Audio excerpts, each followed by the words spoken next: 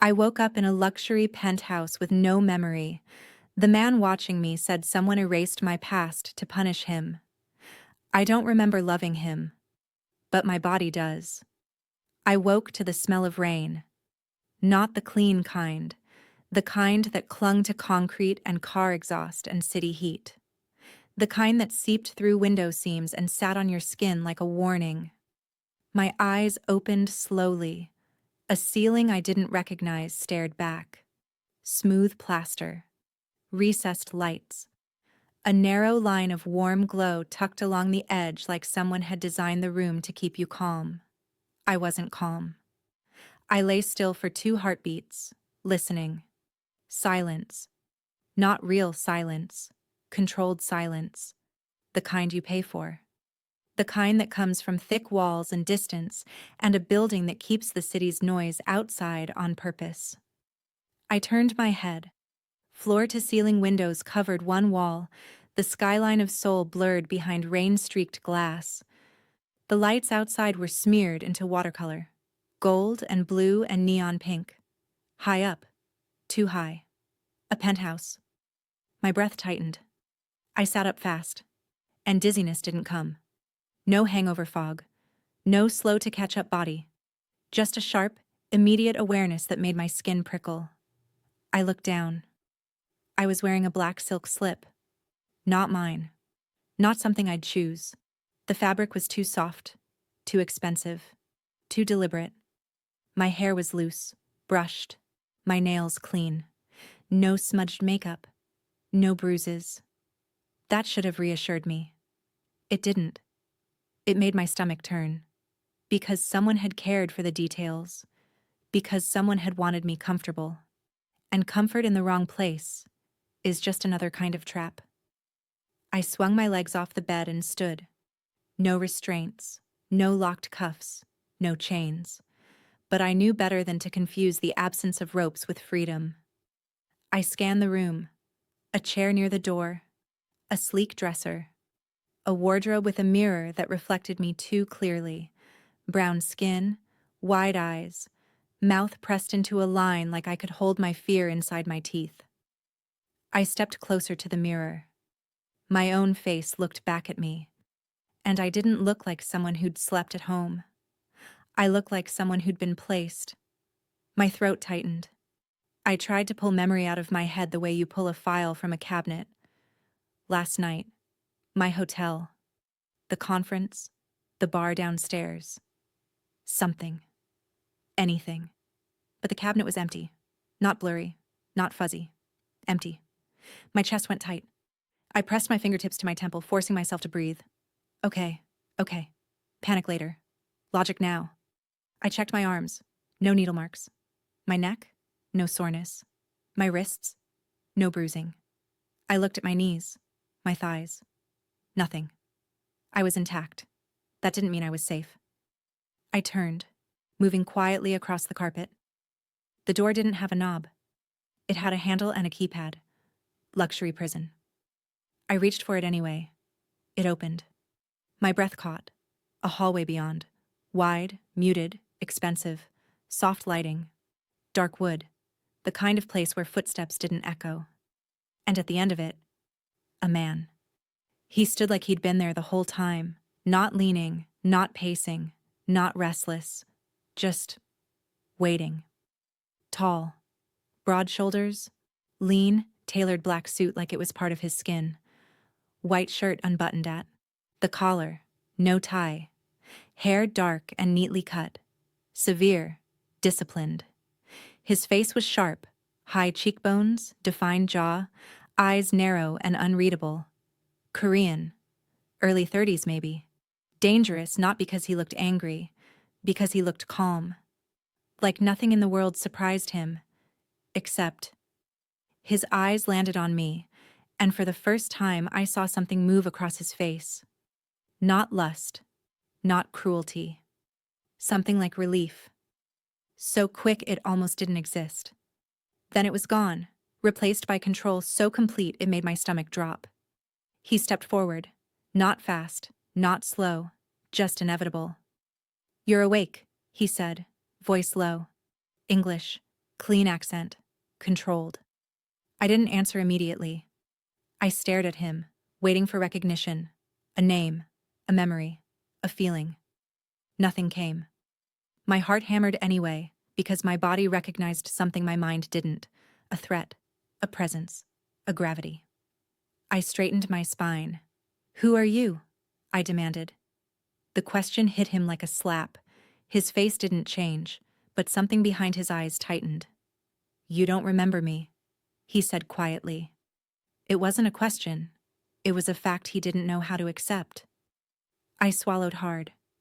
Should I? He stared at me for a long moment, eyes searching my face like he was looking for something he'd lost. Then he exhaled, slow, controlled, like he was forcing himself not to react. "No," he said at last. "You should not." That answer was wrong. I could hear it, feel it.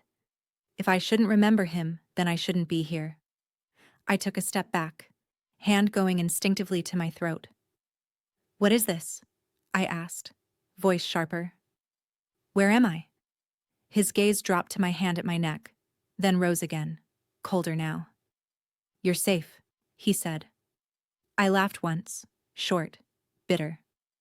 That's what men say when they want you to stop asking questions. His jaw flexed. "Ask," he said.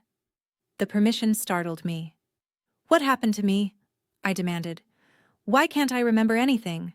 Why am I in your penthouse in lingerie that isn't mine?" A muscle jumped in his cheek. He looked past me briefly, down the hall, as if checking that no one could hear this. Then he returned his gaze to mine. "You were hurt," he said. My stomach dropped. "Hurt how?"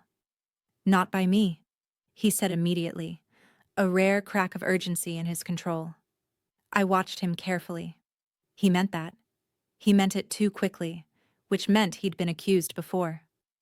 "You were found," he continued, slower now, "and brought here." "By you?" I asked. "Yes." The honesty should have reassured me. It didn't. "Why?" I pressed. He hesitated. Just a fraction. Then he answered with something that sounded like truth and felt like a cage. "Because you are mine." My breath stopped. My skin prickled. My mind gave me nothing. No memory, no context, no softening. Just the raw impact of the words. "This is madness," I whispered. His eyes darkened. "No." I took another step back, heart hammering. "I don't belong to anyone." His gaze held mine, steady and terrifyingly calm. "I know," he said quietly. That was the worst part. He said it like he meant it, like he knew exactly what consent was, and like he believed he'd already had mine. I shook my head, trying to force my brain to give me something, a flash, a name, a moment, anything. Nothing. "What's my name?" I asked suddenly, hating how small the question felt. His expression shifted. Something like pain, quickly buried. "You know your name," he said. "I don't know anything," I snapped. "So tell me. If you know me so well, tell me my name." He stared at me for a long beat, then said it like a vow. "Imani." The name hit something in my chest. Not memory, but recognition. A warmth I couldn't explain. I froze. He noticed. Of course he did. His eyes sharpened and his voice dropped even lower. "You remember that?" he murmured. I swallowed, furious. "I remember the sound, not you." Silence stretched between us like a wire pulled tight. Then he stepped back. Just one step, like he was giving me space without leaving. "Eat," he said, gesturing down the hall. "Rest. A doctor will come." "I don't want a doctor," I said. "You do," he replied, "because if you don't understand what happened, you'll blame the wrong thing." My pulse jumped. "The wrong thing?" His eyes held mine, unflinching. "Your memory," he said quietly, "was taken from you." The air went cold. I stared at him. "By who?" I whispered. A pause. Then, like it cost him something to say it. Someone trying to punish me. My breath caught. His gaze didn't soften, but something in it sharpened into resolve. They thought you'd disappear, he added. They thought I wouldn't find you. He took one slow step closer, not enough to touch, just enough to remind me he could. I did, he said. And now you're here. I held his stare, terrified and angry and unwilling to show it. Why are you looking at me like that? I demanded. He didn't answer right away. When he did, his voice sounded like restraint. Because you're standing in front of me, he said quietly, and you don't know what you are to me. My throat tightened. And what am I? I whispered before I could stop myself. His eyes dropped to my mouth again. Just a flicker. Then he looked away, jaw clenched, like the truth was dangerous. You're the only thing I can't afford to lose, he said. The doctor arrived like he belonged there. Not rushed, not nervous, not confused by the penthouse or the silent men in suits who opened doors without speaking. He was older, maybe late 50s, gray hair combed neat, hands steady. He carried a small medical bag that looked too ordinary for a place like this. Which told me two things. 1, this wasn't his first time here. 2, this was normal. That thought made my stomach twist.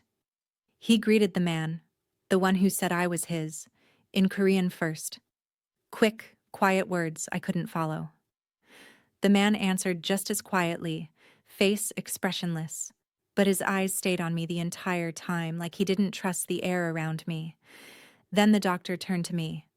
Hello, he said in English. His voice was kind but careful, like he understood the difference between kindness and patronizing. My name is Dr. Han. I'm here to check on you. I don't need a doctor, I said. The doctor didn't flinch. You might. I crossed my arms, planting my feet. I'm fine. Dr. Han nodded slowly as if I'd said something expected. Are you experiencing headache? Nausea? Dizziness? No. Any pain? He asked. No. Do you know what day it is? I opened my mouth, then stopped. My throat tightened. No. Do you know where you were before you woke up? He continued gently. No. The doctor's gaze softened just a fraction. Do you know your full name? I hesitated. My heart hammered like it didn't want me to admit it out loud. No, I said finally, voice tight. I don't. A silence fell. Heavy, validating, terrifying. Dr. Han turned his head slightly toward the man standing near the windows. They exchanged a look, quick, controlled, loaded with meaning. Then the doctor approached me slowly, keeping his hands visible. May I examine you? He asked. I wanted to say no, but my body didn't feel like mine in the most unsettling way. Not physically, but mentally. Like someone had erased a part of me and left me standing in the blank space. I gave a stiff nod. He checked my pupils, my reflexes, asked me to follow his finger with my eyes. He tested my balance, my grip strength, my coordination. All normal. That should have been reassuring. It wasn't. Dr. Han sat back on the sofa and folded his hands. It appears, he said carefully, you have retrograde amnesia. I blinked. That sounds clinical. It's descriptive, he said. Memory loss affecting events prior to an incident. It can be caused by head trauma, lack of oxygen, or... He paused. His eyes flicked briefly to the man by the window. Or chemical influence, he finished. My pulse jumped. Someone drugged me? Dr. Han didn't answer directly. Do you remember being injured? No. Do you have gaps in your body awareness? Any unexplained soreness? He asked. I shook my head. He exhaled slowly. Then I suspect this was not an accident. My mouth went dry. So someone did this to me. Dr. Han's gaze held mine. Yes. The room felt colder. I turned toward the man by the windows. You knew? He didn't deny it. Yes. Then why am I here? I demanded. If someone did this to punish you, why am I still in your house? His jaw tightened. Because they would try again. Try what? I snapped. His eyes locked on mine, dark and steady. To take you. Or kill you. To prove they can. A shiver ran down my spine. Dr. Han cleared his throat gently, as if reminding us he was still present. Stress can make symptoms worse, he said. You need stability, sleep, nutrition. I laughed once, sharp. Stability? Dr. Han's expression remained calm. As much as possible. I looked back at the man. So, you're my stability. He didn't move. For now. I hated how my body responded to his calm, how part of me wanted to believe him, because he spoke like certainty was something he could guarantee. I didn't trust that. I didn't trust him. Dr. Han opened his bag and pulled out a small bottle. These are mild, he said, offering it to me. For sleep if you can't rest. Do not take more than prescribed. I didn't take it yet. Will my memory return? I asked quietly. Dr. Han hesitated. Sometimes it does. Sometimes it returns in fragments. Sometimes it needs triggers. Triggers, I repeated. Places, smells, sounds, emotional anchors? He said gently. My gaze cut to the man again. His eyes didn't soften, but his shoulders had tightened, like Dr. Han had just named a weapon.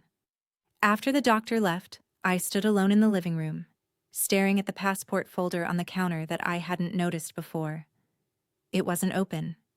It didn't need to be. It was a reminder that every person in this place had a plan for me. I turned sharply when I felt him behind me. He hadn't walked loudly. He didn't have to. I sensed him the way you sense a storm before you see it. You're going to tell me what happened, I said. His gaze held mine. No. I blinked. Excuse me? You don't have enough context, he said calmly. If I tell you everything now, you'll believe the wrong parts. That's convenient. It's protective, he corrected. I let my anger flare. You don't get to decide what I can handle. A pause. Then he said, quieter. Yes, I do. The arrogance hit like a slap. I stepped toward him, refusing to shrink back. You are not my guardian. No, he agreed. I'm not. The words landed strangely, like he was acknowledging something worse. I narrowed my eyes. Then what are you? He stared at me for a long moment, then said the one answer I wasn't prepared for. Your problem, he replied simply. I scoffed. At least you're honest. He leaned closer, not touching, but close enough that my pulse reacted.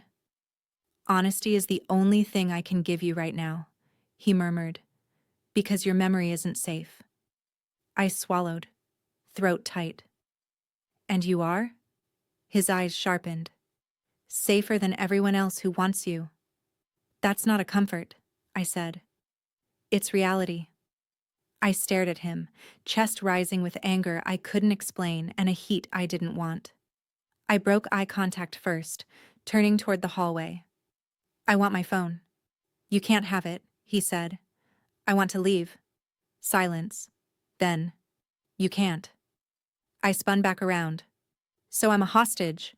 His expression didn't change. No. What else would you call this? I demanded. He stepped closer again, gaze locked on mine, voice low. A woman under my protection, he said. I laughed bitterly. And what's the difference? His eyes darkened. The difference, he said quietly, is that I'm the only reason you're still alive. The air went still. My anger faltered, replaced by something colder. Fear. Not fear of him. Fear of whoever could force a man like him to say that out loud. That afternoon, I tested the penthouse, not by running, not by screaming, not by doing anything that would put hands on me, by observing. The doors didn't lock from the inside, but the elevator required a fingerprint. Security stood outside the main entrance, discreet but absolute. The balcony doors opened, but the railings were high, and the height made my stomach flip. I walked every room slowly. I found the camera angles.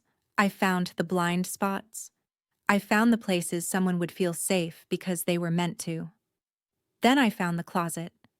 Not a closet. A hidden room behind one of the wardrobe panels. It wasn't large. It was a safe room. Reinforced walls, a secondary exit, monitors showing the building's perimeter, emergency supplies, and a locked drawer full of phones. I stared at the screens, throat tightening. This wasn't protection for a guest. This was protection for a target. I turned as the wardrobe panel slid shut behind me. He stood there. Of course he did. "You're in the wrong place," he said quietly. "I'm exactly where I need to be," I replied. "Tell me why you have a safe room designed for war." His eyes held mine. "Because you are not the first woman they tried to erase," he said. My stomach dropped. "What does that mean?" His jaw tightened once. Then he stepped closer and said, voice controlled but edged with truth, "It means this was personal." I swallowed hard. "To who?" He stared at me like he was weighing how much truth he could put in my hands without it cutting me. Then he answered. "To me," he said. "And to you." My breath caught. "I don't know you," I whispered. His gaze didn't waver. "You did," he said softly. "Before they took it."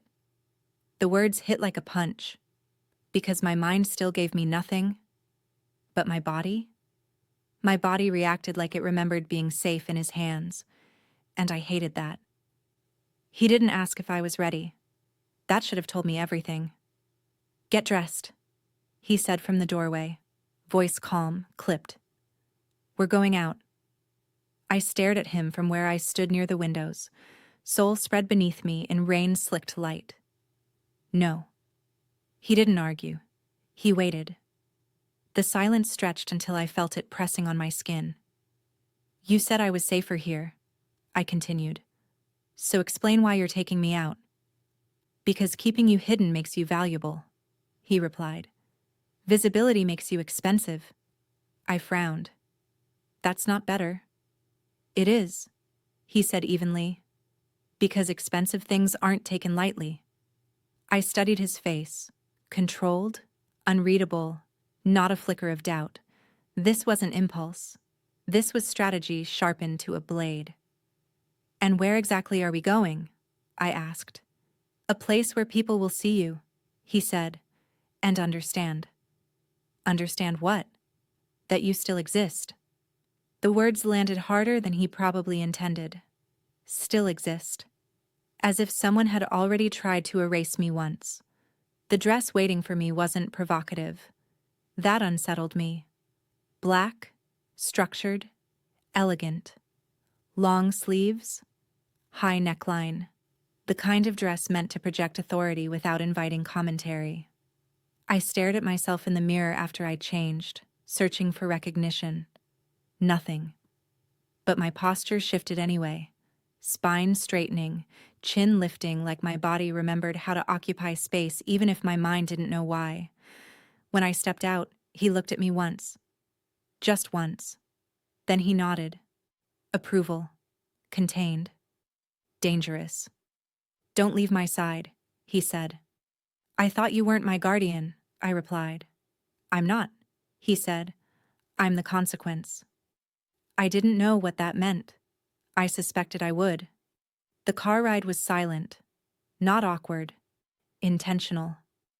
The city slid past the tinted windows in streaks of neon and rain, and something about the rhythm of it, tires on wet pavement, the low hum of the engine, made my chest tighten. A sensation bloomed behind my eyes. Not pain. Pressure. I pressed my fingers to my temple, breath hitching. He noticed immediately. "Tell me," he said. "I don't know what's happening," I replied, Voice strained. It feels like... I stopped. Like something was close. What? He prompted. I shook my head, frustrated. Like a memory that won't quite come forward. His jaw tightened. Do you smell that? I inhaled. Rain. Leather. Something warm and woody. Cedar. The word slipped into my mind unbidden. Cedar. My breath caught. I hadn't chosen it. It had appeared. His eyes flicked to mine, sharp and alert. You remember that? I remember the word, I said. Not the thing. He nodded slowly, like he'd just marked a point on a map. That's enough for now. The venue was a private lounge overlooking the river. Glass walls, low lighting, conversations murmuring like restrained thunder. Money and power moved through the room with practiced ease. When we entered, attention followed immediately. Not curiosity, recognition. People knew him, and when they looked at me, something shifted. Not suspicion, not dismissal, interest. I felt it like a weight on my shoulders. A woman approached first, tall, elegant, eyes sharp with intelligence and something colder. You're back, she said to me. The words hit like a slap. My stomach dropped. I'm sorry? Her brows knit together. You don't remember? I glanced instinctively at the man beside me, his jaw clenched. Not now, he said quietly to her, in Korean, clipped and final. The woman studied my face, then inclined her head slightly. My mistake, she said, already retreating. My heart hammered. You know her, I whispered. Yes. She knows me? Yes. I swallowed hard.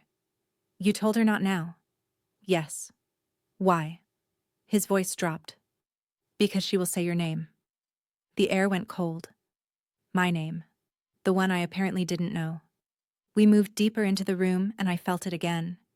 Glances lingering too long, conversations stalling when we passed. I was being measured. I leaned close to him. They know I was gone. Yes. And they know I'm back. Yes. Is that why we're here? I asked. To announce it? His eyes held mine. To control it. A man intercepted us near the bar. Older, confident, smile too smooth. You're testing fate, he said to my companion, bringing her here. I don't test, he replied. I decide. The man chuckled. Does she know what she was to you? My pulse spiked. I turned before my companion could answer. What was I? The man smiled at me, eyes glinting. Dangerous. The word hit something deep in my chest. Not fear. Recognition. A flash bloomed behind my eyes. Dark room, laughter low and close, my own voice saying something sharp and amused. Gone as quickly as it came. I gasped softly. His hand came to my elbow immediately, not gripping, just grounding. You're okay, he said quietly. I shook my head. I almost remembered something. His eyes burned. What? Someone calling me dangerous, I whispered, like it was a compliment. The man at the bar laughed softly. It always was. My companion turned cold. That will be all, he said. The man raised his glass in mock salute and walked away. I stared after him, pulse racing. Why does that word feel right? I asked. His gaze softened just a fraction. Because you never hid from what you were? And what was I? I pressed. He hesitated. Then he chose his words carefully. You were the only person in this room who never feared me. My breath caught. That's impossible, I whispered. Is it? He asked quietly. We left early. In the car, the pressure behind my eyes returned, stronger this time. I squeezed my eyes shut, breathing through it. A memory broke through, not clear but vivid. Rain on glass. His voice closer, low and controlled. Look at me. My breath stuttered. I opened my eyes, heart racing. I heard you, I said. His head snapped toward me. Heard me? In my head, I whispered. You said, look at me. Silence swallowed the car. His voice, when it came, was steady, but strained. You said that to me first. The revelation hit hard. I pressed my palm to my chest. I did? Yes. When? A night very much like this one, he said quietly. You told me if I was going to threaten the world, I needed to be present in it. I stared at him, shaken. That sounds like something I'd say, I murmured. A corner of his mouth twitched. It was. We rode the rest of the way in silence, but it wasn't empty anymore. It was full of things unsaid. Back in the penthouse, I stood by the window again, city glowing beneath me. You loved me, I said softly, not turning around. He didn't answer immediately. Then, yes. The honesty stole my breath. And now? I asked. He stepped closer, but stopped short of touching me, restraint coiled tight beneath his skin. Now, he said quietly, I don't know what you'll become. I turned to face him. Does that scare you? His eyes held mine, dark and unguarded. Yes. I exhaled slowly. Good. For the first time since I woke up, I smiled. Not because I remembered him, but because I felt like myself. The first real threat didn't announce itself. That was how I knew it was serious. It came as quiet changes. The way security doubled without comment. The way routes shifted. The way he stopped letting me walk even a few steps ahead of him. Not possessive, tactical. I noticed everything. Because I'd learned that my body remembered danger even when my mind couldn't name it. We were leaving a private meeting the following night. Smaller than the lounge, quieter, meant to calm nerves after my reappearance. No speeches, no attention. That should have been reassuring. It wasn't. The air outside was wet with rain, the street reflecting the city like broken glass. The car waited at the curb, engine running, driver alert. He stepped out first, scanning the street. Then he turned back to me. Stay close, he said. I didn't argue. I stepped down and felt it immediately. That wrongness, that tightening behind my ribs. A man stood near the corner pretending to check his phone. Another leaned against a delivery truck a little too casually. A woman across the street paused, gaze fixed not on him, but on me. I slowed. He felt it. His hand came to my back, firm, grounding. Inside. Now. We were 3 steps from the car when someone moved. Not fast, not loud, deliberate. A hand brushed my elbow, light, guiding, the same tactic as before. My breath caught. Before. Fear could bloom, my body reacted. I twisted away sharply and stepped back, right into him. His arm locked around me, pulling me solidly against his chest, his body turning to shield mine in one smooth motion. Enough, he said. The word wasn't raised. It didn't need to be. The man froze. So did the woman across the street. Security surged from nowhere, hands intercepting, bodies closing, space disappearing. I stayed upright, heart hammering, breath fast but controlled. He didn't release me. Not yet. His voice dropped near my ear. Don't move. I'm fine, I whispered. I know, he replied. This isn't for you. I felt it then. The coiled violence beneath his calm. Not unleashed. Restrained. The attackers were gone in seconds, folded into vehicles and shadows without a sound. The street returned to normal like nothing had happened. Rain kept falling. Only then did he ease his hold. But he didn't step away. You said this would happen, I said quietly. Yes. And you still brought me out. Yes. I turned in his arms, meeting his gaze, because you wanted to see if they'd try again. His eyes held mine, unflinching, because I needed to know how. That's cold, I said. That's survival, he replied. I searched his face looking for cruelty. I didn't find it. I found fear. Not for himself. For me. Inside the car, the city slid past in streaks of rain and light. My hands shook now that the adrenaline faded. He noticed. He always did. He reached for my wrist, fingers closing gently, grounding rather than claiming. "You're safe," he said. "Because of you," I replied. "Yes." The certainty in his voice made my chest ache. "Tell me what you're not telling me," I said suddenly. He didn't respond. "I can handle it," I pressed. "Whatever it is, I've already been taken once." His jaw tightened. "You were not taken." I stared at him. "Then what happened to me?" Silence stretched, thick and dangerous.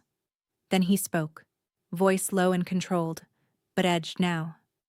"You were targeted," he said. "Because you refused to disappear." My breath caught. "Disappeared from what?" "From me," he replied. The words hit like a blow. "You tried to leave," he continued.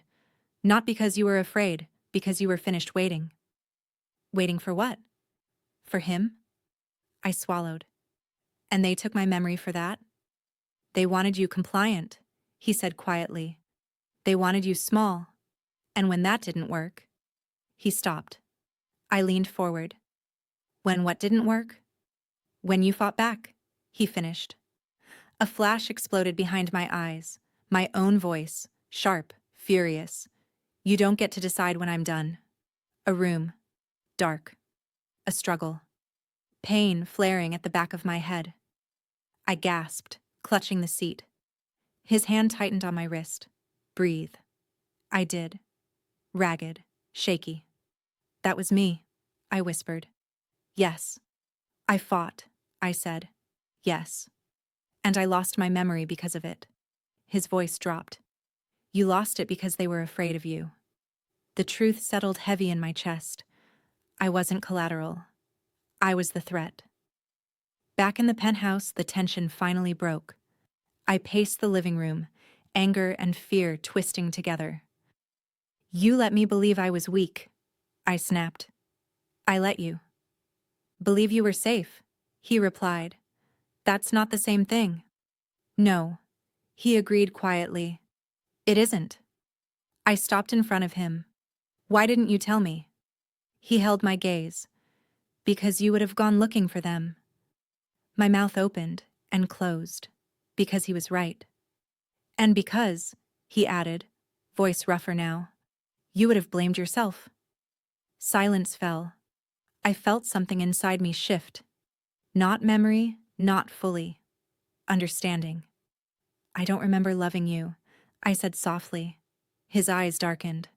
"I know." "But I remember standing my ground," I continued. "I remember refusing to disappear." "Yes," he said, something like pride flickering despite himself. I met his gaze. "That part of me isn't gone?" "No," he agreed.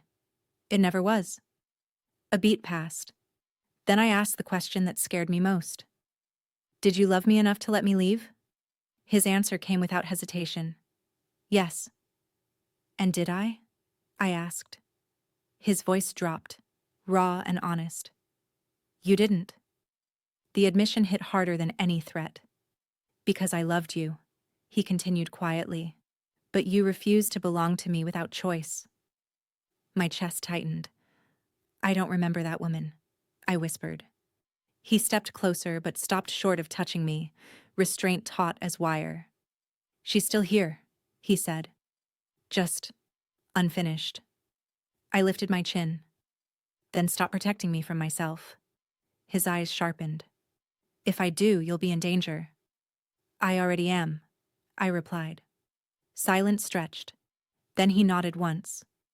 "Then I will stop lying," he said. And I knew whatever came next would change everything. He didn't ease me back into the world, he put me in it. The next event wasn't quiet. It wasn't controlled.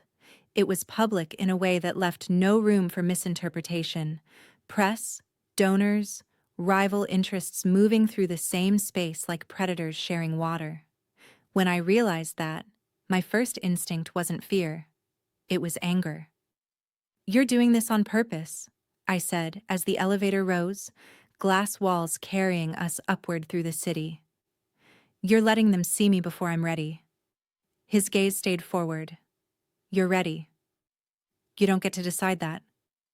No, he agreed calmly. You do. I turned to him. Then why bring me here? Because, he said, finally meeting my eyes. They're waiting to see if you still exist. The doors slid open. The room beyond glittered. Crystal, silk, low music threaded with conversation. It smelled like money and performance, and quiet power. Every head turned. Not subtly. Openly. I felt it like heat on my skin. A woman near the entrance stiffened. A man halfway through a sentence lost his place. Whispers sparked and spread like electricity. She's here. She remembers. She doesn't. I inhaled slowly and straightened my spine. He didn't touch me. That mattered. If he held my hand, they would think I needed it. If he guided me, they would think I was unsteady. So he walked beside me, half a step back, present without ownership. And something inside me settled. I didn't know who I had been before, but I knew who I refused to be now. The first confrontation came disguised as politeness. A man approached. Late 40s, silver hair, sharp smile worn like a blade dulled by. Overuse. You look well, he said to me in English. Considering. Considering what?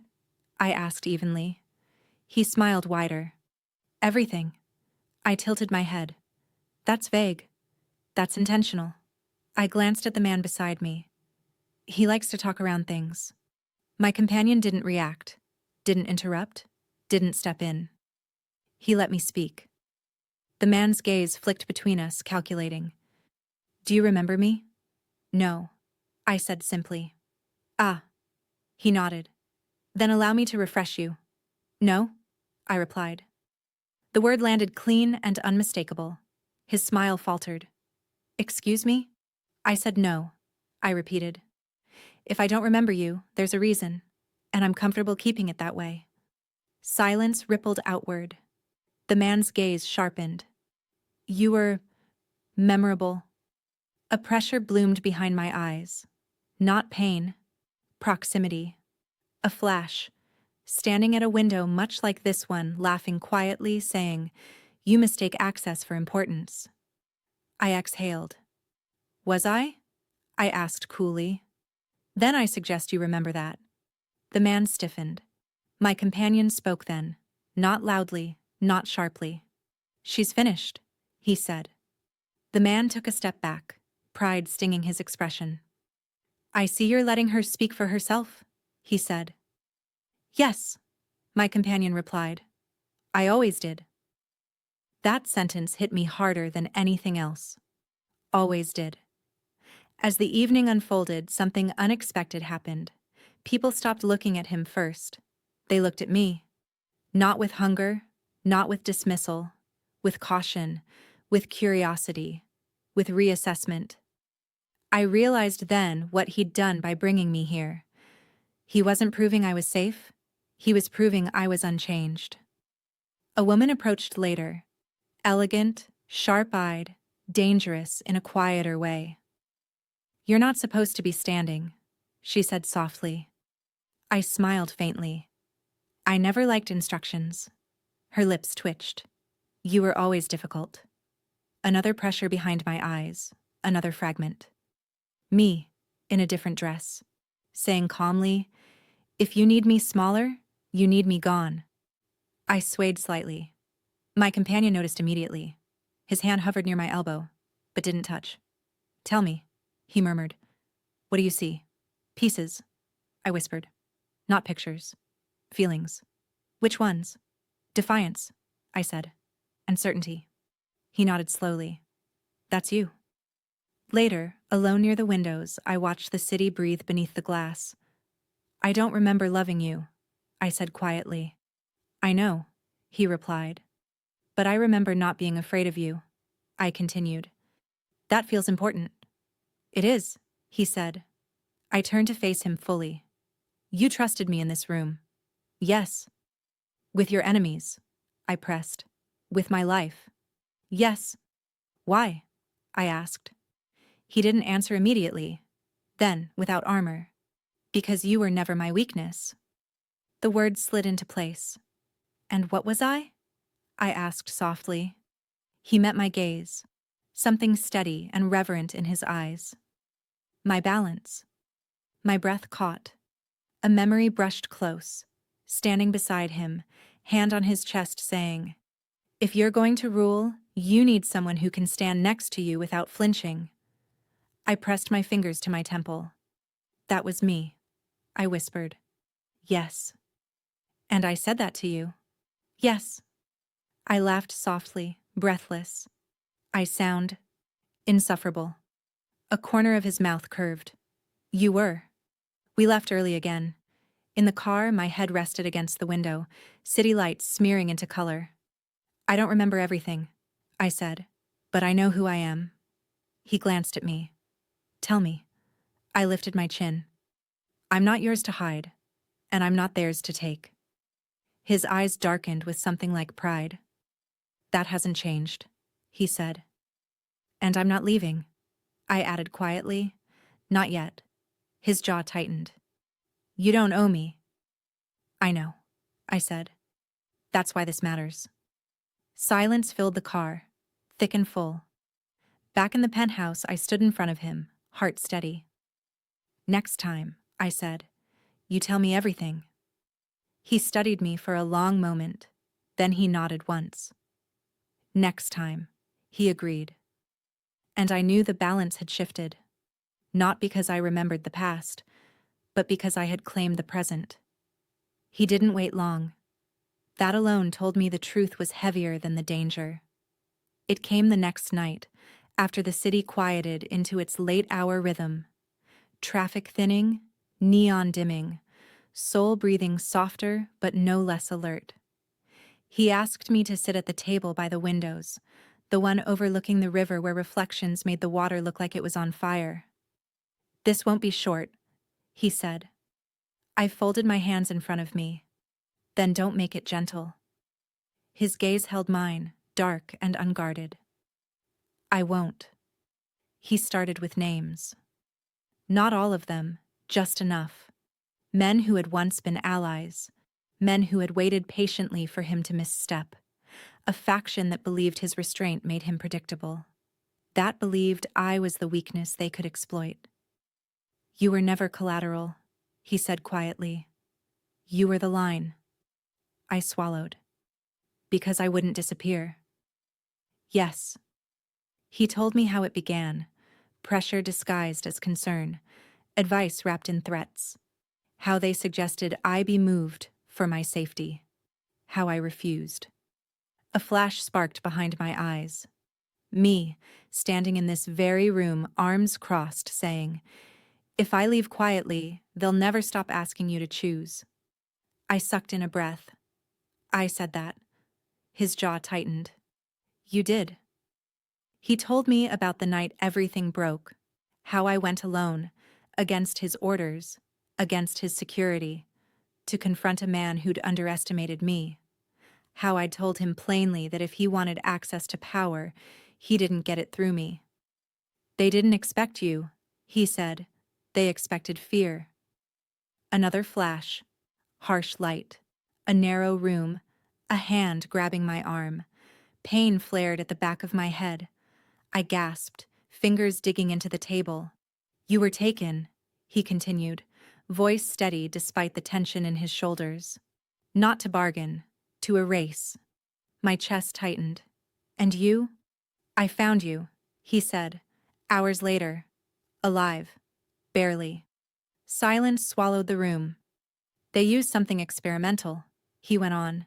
Not meant to kill, meant to empty. My stomach twisted. They wanted me obedient. They wanted you gone without a body, he corrected. Because bodies make noise. I closed my eyes, breathing through the weight of it. And my memory? I asked. Collateral damage they accepted, he said. A cost they thought was worth it. I opened my eyes. You brought me. Here, instead of a hospital. Yes. Why? Because the hospital would have reported, he said. And reporting would have painted a target so bright they would have finished the job. I leaned back slowly, absorbing the truth. You chose to hide me. No, he said immediately. I chose to protect you. And now? I asked. His gaze hardened. Now they know you're still dangerous. The retaliation came faster than I expected. Not another attempt on me. On him. The message arrived as a courtesy, a request for a private meeting on neutral ground. No threats, no posturing, just the unspoken promise that refusing would escalate things publicly. They're trying to force my hand, he said. I met his gaze. Then don't go. A pause, then honesty. If I don't, they'll come for you again. The choice crystallized between us, sharp and unforgiving. I stood. Then I'm coming with you. His eyes flared. No. Yes, I said. You said you'd stop protecting me from myself. This is exactly that, I cut in. They want to see if I'm real, if I still stand. He stared at me for a long moment, weighing risk against inevitability. Then he nodded once. You will speak only if you must. I smiled faintly. You know I will. The meeting took place in a private room above a restaurant overlooking the river. Glass walls, muted light. A view meant to remind everyone how visible the world could be. 3 men waited. All of them calm, all of them dangerous.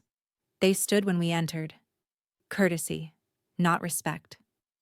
You've complicated things, one of them said to him. I spoke before he could. No, I said evenly. You did. Silence snapped tight. The man's gaze shifted to me, surprise flickering. You shouldn't be here. I was told that before, I replied. It didn't work out. My companion didn't stop me. He let me finish. You thought erasing me would simplify him, I continued. It didn't. It clarified him. The man smiled thinly. You don't remember enough to threaten us. I remember enough to choose, I said. And that's worse. The room held its breath. Another man leaned forward. You think you can stand here because he allows it. I met his gaze. No, I stand here because you can't afford what happens if you try to move me again. They looked to him. He didn't speak. That was the answer. The first man exhaled slowly.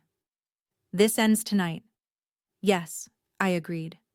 One way or another. We left without bloodshed. That mattered more than victory. In the car, the city sliding past like a living witness, he finally spoke. You didn't need me in that room. I turned toward him. That scares you? Yes, he admitted. Good, I said softly. It means I'm not disappearing again. He watched me for a long moment. Something like relief loosening the tension in his shoulders. You've changed the terms, he said. So have you, I replied. Back in the penthouse, dawn edging the sky pale and uncertain, I stopped him near the windows. There's one more truth, I said.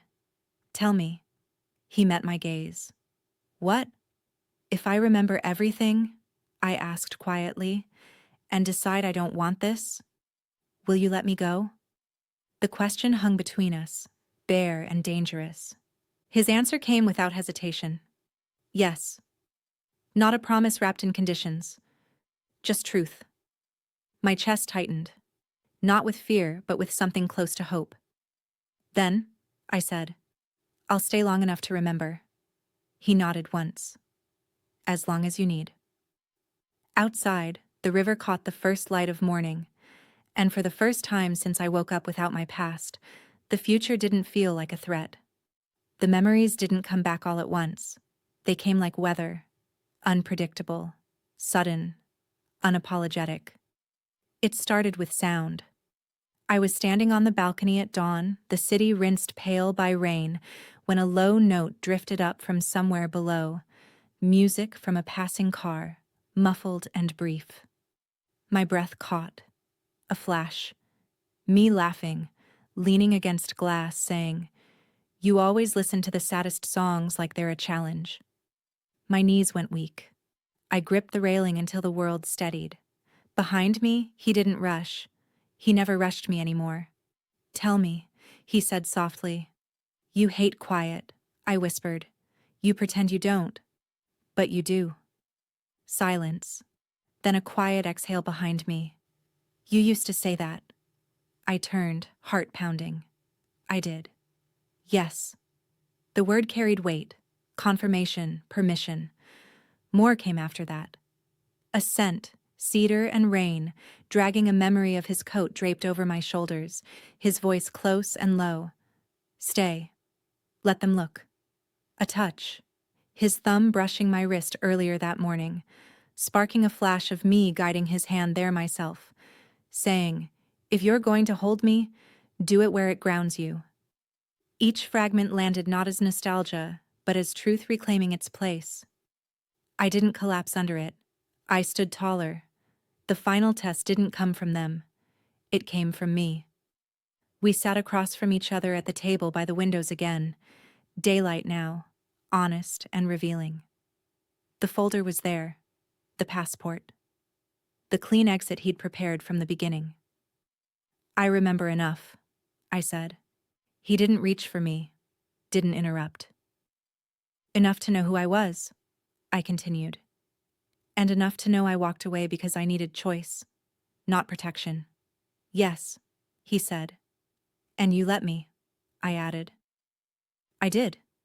I pushed the folder toward him. "If I take this now, it's because I want to, not because I'm afraid." He nodded once. "That's the only way it matters."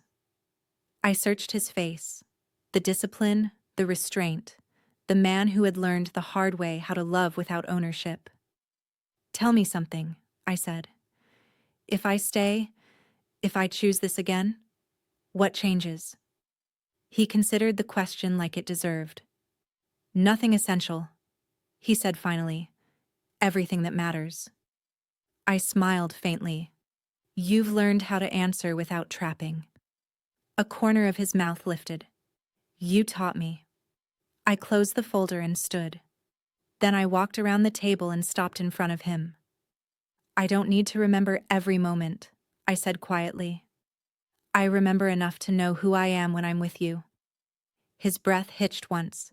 He kept his hands at his sides. "And who is that?" he asked. "Someone who stands," I said. "Not behind you. Not protected into silence." He nodded. "Beside me." "Yes." The words settled between us like a vow neither of us rushed. That night, we went out. Not as a test. Not as theater. As fact. The room shifted when we entered, as it always did. But this time, the looks held something different. Acceptance. No one asked if I remembered. No one tried to move me. They watched, recalculated, and moved on. Because the answer had been given. Later, back in the penthouse, the city glowing steady and alive, he stopped me near the windows. "If tomorrow you wake up and choose differently," he said, voice low, "I will still let you go." I stepped closer and took his hand. My choice. My timing. "I won't," I said simply. He closed his eyes for a beat, then opened them, present, unguarded. I rose onto my toes and kissed him. Not reclaiming the past. Choosing the future. The city didn't change after the choice. That was how I knew it was real. No sirens, no sudden disappearances, no ripple of violence disguised as coincidence. Seoul kept moving, trains humming, lights blinking on and off like a heartbeat, rain drying from streets that had seen worse than us and forgotten it by morning. Power doesn't announce itself when it settles. It normalizes. I woke before him that night and watched the city through the glass, wrapped in quiet and height. The river below caught the lights and held them like something precious. I touched my temple out of habit, waiting for a memory to ambush me. Nothing came, and for the first time, I didn't chase it. He joined me without a sound, warmth at my back, presence without pressure. He didn't touch me right away. He'd learned that waiting mattered. "They've accepted it," he said softly. I nodded. I felt it. No more polite inquiries, no accidental run-ins, no invitations disguised as tests. The city had read the answer and filed it away. He poured coffee and set a cup beside me, exactly how I liked it. That memory had come back early, taste returning before faces ever did. "You don't look like you're bracing," he observed. "I'm not," I replied. For once. The days that followed were quiet in the way earned quiet always is. I moved through rooms that once felt like cages and found them open. The cameras faded into background. The guard stopped watching me like a liability and started watching me like a constant. Not because he ordered it, because the city had decided. I attended one event, a small one, intentional. I spoke when spoken to, then spoke anyway when it mattered. He stood beside me, not in front, not behind. People noticed. They always would. But the looks weren't hungry anymore. They were respectful. Later, as we left, someone brushed past me and murmured, "Welcome back." I didn't ask who they were. I didn't need to. That night, back in the penthouse, the city dimmed and the distance between us narrowed naturally, not as a reclaiming, not as a victory, as a settling. He touched me the way someone does when they understand permission isn't a single moment. It's a pattern. When he kissed me, it wasn't a reminder of what we'd been. It was a statement of what we were choosing now. After, we lay side by side, the city breathing beyond the glass like it always had. "I don't remember everything," I said into the quiet. He didn't. Tense. He didn't correct. "I know," he replied. "But I remember myself," I continued. "And I like who I am here." His arm tightened around me, holding, not trapping. "That was always the point," he said. Weeks passed. Some memories returned. Others didn't. I stopped treating the absence like a wound. It was a boundary. I learned his rhythms again, the way he went still when thinking, the way he listened before deciding. He learned mine anew, the way I noticed exits, the way I refused to be managed. We argued once, briefly, about risk. He yielded. That mattered more than any declaration. On a night that felt finished, not resolved, but right. We stood on the balcony with the city laid out beneath us. "They used to call you my weakness," I said. He glanced down at me, calm and certain. "They were wrong." "What do they call me now?" I asked. He considered the skyline, then answered without ornament. "They call you the reason." I leaned into him, unafraid. Not because I remembered everything, but because I didn't need to. I hadn't been saved by memory. I'd been saved by choice. The rain came late. Not the violent kind. No thunder, no spectacle. Just a steady rhythm against glass that softened the city until Seoul felt almost private. I stood at the window in one of his shirts, sleeves too long, fabric warm from his body, watching the lights blur and reform like the city was breathing with me. He watched from the doorway, not guarded, not measuring, just present. "You do that when you're thinking," he said quietly. I smiled. "So do you." He crossed the room without hurry and stopped behind me, close enough that I could feel him without being touched. The reflection in the glass caught us together. No space left for questions. "They've stopped asking?" he said. I nodded. I noticed. No invitations disguised as tests, no sudden curiosity. The city had read the answer and moved on. Power, once settled, preferred routine. He reached for me then, hands at my waist, thumbs brushing skin like he was relearning the shape of consent every time. The touch wasn't a reminder of what we'd lost. It was a recognition of what we kept choosing. I remember more, I said softly. He didn't stiffen. He didn't ask. Not everything, I continued, but enough to know I argued with you about the same things. A corner of his mouth lifted. You won. I turned in his arms. Did I? Yes, he said, because I listened. That mattered. When he kissed me, it wasn't urgent. It didn't carry the sharp edge of survival.